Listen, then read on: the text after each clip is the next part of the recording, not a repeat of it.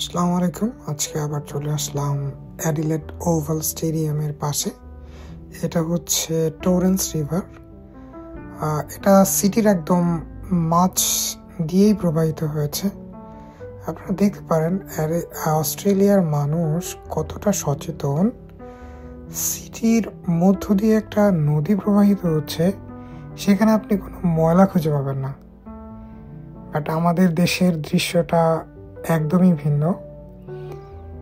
এখানে দৃশ্যটা এতই মনোরম, আপনি আসলেই আপনার মন ভালো হয়ে যাবে। যে ইউনিভার্সিটি অফ অ্যাডিলেইড। সো আমরা হাঁটছি সিটির ভিতর দিয়ে টরেন্স রিভারের আশেপাশে। সো আসলে ক্লাসের মাঝে আমাদের প্রায় 2 থেকে 2.5 ঘন্টা সময় গ্যাপ ছিল। ওই সময়টাতেই আমরা ঘুরতে বের হয়েছি।